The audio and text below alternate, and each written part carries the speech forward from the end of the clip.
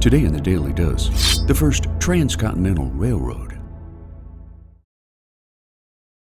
Considered one of the first great engineering marvels of the 19th century, a century that would dazzle a nation with its emerging ability to dream and build big things, the first Transcontinental Railroad opened enormous economic opportunities into the American West, despite its consumption of untold natural resources, at the same time birthing new life on the Great Plains while destroying another.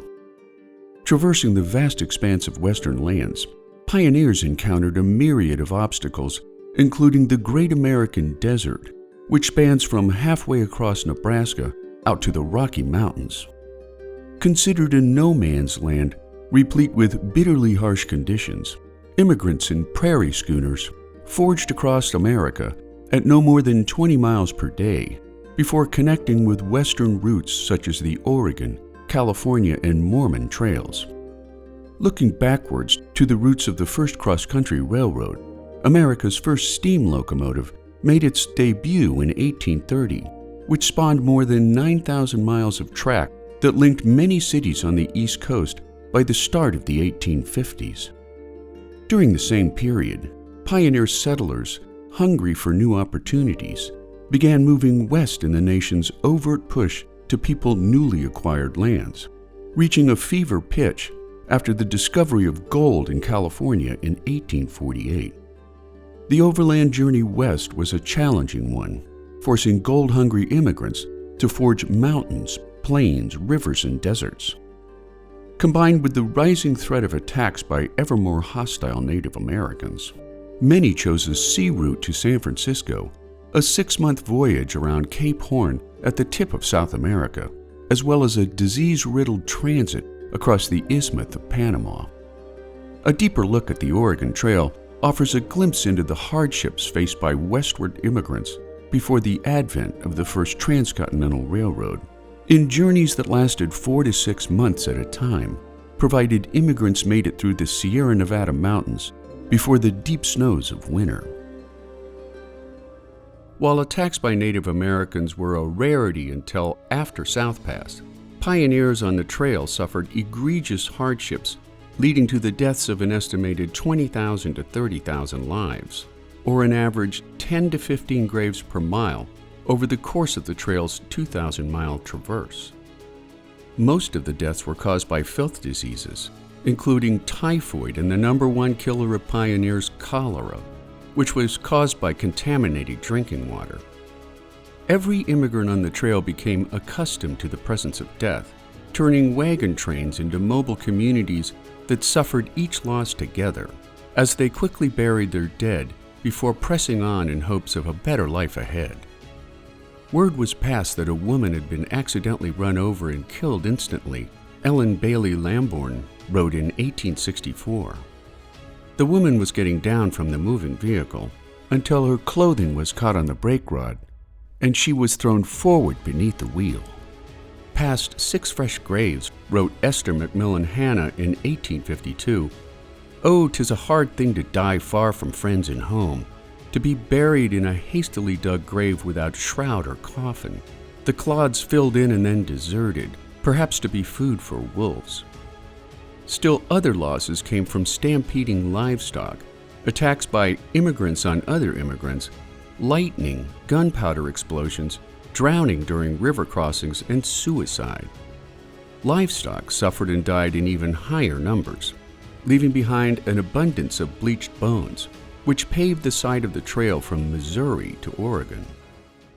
After the discovery of gold at Sutter's Mill near Coloma, California, traveling the Oregon Trail became a fairly congested experience, as fortune seekers set out for gold fields in the high Sierras.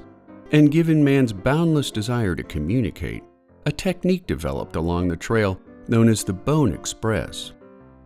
Messages would be posted along the trail by writing on clothing, wood, and especially the bones of so many fallen livestock, allowing westbound immigrants and eastbound go-backs, as the defeated were known, to leave messages, advertisements, directions, and warnings to fellow pioneers, including 2 young lovers named John Johnson and Jane Jones, who were separated by their disapproving parents, forcing them to develop a system of writing to each other on buffalo and livestock skulls, with the code name Lorry. Sometimes prairie schooners themselves became a form of self-expression, including E.W. Conyers' 1852 recollection that one wagon just passing with the motto, "Root, little hog, or die," on both sides, and on another cover is written, "Bound for Oregon." Weather, wild animals, and difficult terrain furthered the immigrants' plight, leading Margaret A. Frink to write in 1850, "The road today was very hilly and rough. At night we encamped within 1 mile of Fort Hall. Mosquitoes were as thick as flakes in a snowstorm. The poor horses whinnied all night from their bites, and in the morning the blood was streaming down their sides." Amelia Hadley wrote in 1851 that there is some of the largest rattlesnakes in this region I ever saw, being from 8 to 12 feet long and about as large as a man's leg about the knee. This is no fiction at all. While Amelia Stewart Knight wrote in 1853, "Raining all day, and the boys are all soaking wet and looking sad and comfortless. The little ones and myself are shut up in the wagons from the rain. Still it will find its way in, and many things are wet, and take us all together we are a poor-looking set. And all this for Oregon, I am thinking as I write. Oh, Oregon, you must be a wonderful country." After trains made the audacious prospect of a cross-country railroad a viable possibility, in 1845, New York entrepreneur Asa Whitney approached Congress about funding a railroad to the Pacific, which failed due to rising sectionalism over the issue of slavery. Despite the deadlock in Congress, in 1860, a young engineer by the name of Theodore Judah, one of the first civil engineers in the country, identified the infamous Donner Pass in Northern California as the best location for a railroad to transit the formidable Sierra Nevada mountains, leading Judah to enlist a group of Sacramento investors to form the Central Pacific Railroad Company. As good luck and good timing would have it, Washington lawmakers were about to realize the true power of the railroad. In July of 1861, 3 months after the Confederate Army's attack on Fort Sumter, the first major battle of the Civil War took place at Bull Run, Virginia. Fully expecting a quick win for the North, that all ended when 11,000 Confederate reinforcements arrived by train, handing Lincoln and his generals an embarrassing early defeat. As a protracted war looked more and more likely, a rail line into the American West became critically important during westward expansion, primarily to ensure that new Western territories would remain with the Union. 3 months later, now funded by American investment money, Judah traveled to Washington, where he convinced President Abraham Lincoln and key members of Congress to sign the Pacific Railroad Act in 1862, which stipulated that the Central Pacific Railroad Company would commence construction of railroad tracks heading east from Sacramento, while a second company, the Union Pacific Railroad, would concurrently lay tracks westward from the Missouri River near the Iowa-Nebraska border. With plans to meet up somewhere in the middle, each company would receive 6,400 acres of land, later doubled to 12,800, as well as $48,000 in government bonds for every mile of track laid. Management of the Central Pacific was soon snapped up by ambitious businessmen now known as the Big Four: Charles Crocker, Leland Stanford, Collis Huntington, and Mark Hopkins, who preferred to be known as the Associates. All four men lacked any knowledge or experience with railroads, engineering, or construction, yet they pushed headlong into their task by borrowing heavily to finance their efforts, while exploiting legal loopholes to maximize funding by the U.S. government in the name of American progress. Judah, on the other hand, soon became disillusioned with his partners and traveled east to solicit new investors into the Union Pacific until he died of yellow fever on November 2nd of 1863 due to his transit across the Isthmus of Panama. After Judah's death, Dr. Thomas Durant of Omaha, Nebraska, illegally gained control of the Union Pacific in December of 1863, setting up a second illegal shell company named Credit Mobilier, which guaranteed himself and his investors virtually risk-free profits from the railroad's construction. After progress was stalled until the end of the Civil War in 1865, Union Army hero General Grenville Dodge became the chief engineer for the Union Pacific in May of 1866, beginning progress westward in the face of bloody attacks against its workers by Native American tribes like the Sioux, Arapaho, and Cheyenne, who understandably felt threatened by the white man's iron horse across their native lands. Despite persistent assaults by Native Americans, the Union Pacific made fast progress across the plains, compared to the Central Pacific, whose progress was slowed by labor shortages and the treacherous terrain of the Sierra Nevada mountains. In the wake of both projects, hastily constructed settlements popped up in support of each east-west rail build, leading to hotbeds of drinking, gambling, prostitution, and violence that helped to create the mythology of the American Wild West. Struggling to retain workers due to the backbreaking nature of working in the high Sierras, construction manager Charles Crocker took advantage of some 50,000 Chinese immigrants who fled the Guangdong province in the face of floods, famine, and political unrest caused by the Red Turban Rebellion. Willing to work tirelessly in brutal conditions for very little pay, by early 1867, Crocker had hired some 14,000 Chinese workers who blasted their way through the mountains, including the construction of enormous wooden trestles and long tunnels through solid granite rock.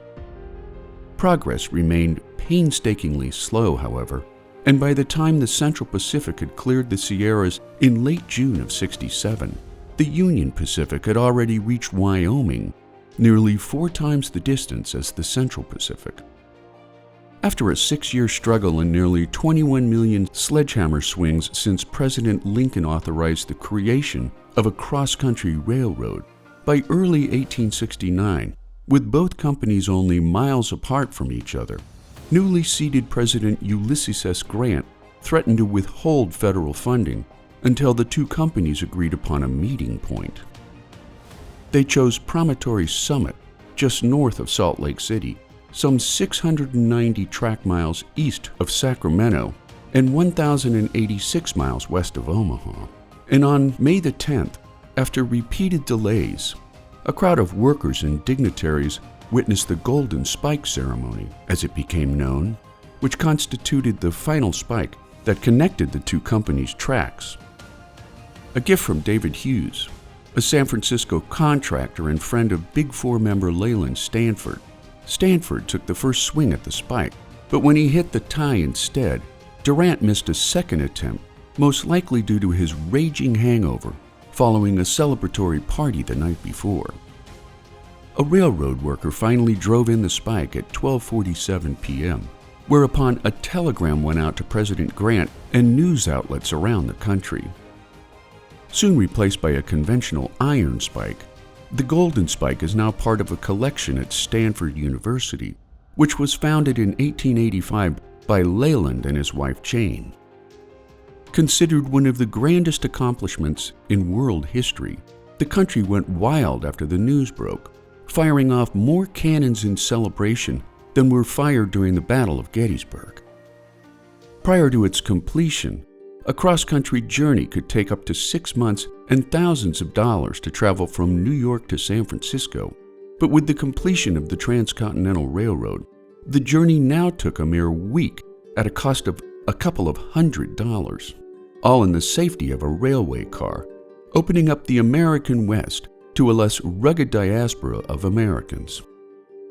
Connecting the two American coasts also opened a floodgate of exported Western resources into Eastern markets, at the same time accelerating conflicts between Native Americans and the flood of new settlers who now had easy access to the American West.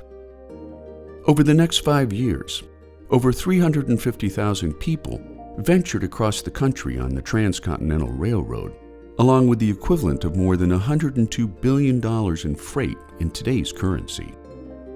Now considered a technological demonstration of manifest destiny, the first cross-country railroad also exposed a remarkable capacity for human greed, corruption, and unbridled violence, making Crocker and Durant incredibly wealthy in the process, reaping some $2.3 and $3.6 billion respectively, again in today's currency.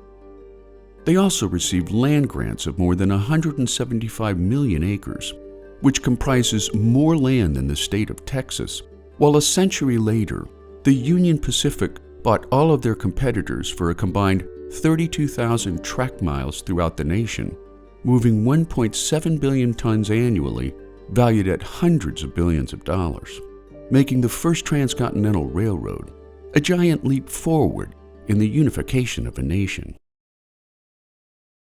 And there you have it, the first Transcontinental Railroad, today on the Daily Dose.